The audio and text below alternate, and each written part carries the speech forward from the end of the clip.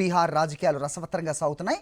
విపక్ష మహాగఠబంధన్లో సీట్ల పంపకాలు పూర్తి కాకుండానే అభ్యర్థులను ప్రకటించేసుకుంటున్నారు. కాంగ్రెస్ ఆర్జేడీ మధ్య మంత్రాలు కొనసాగుతుండగానే లాలూ ప్రసాద్ యాదవ్ పార్టీ అభ్యర్థుల జాబితా విడుదల చేసింది.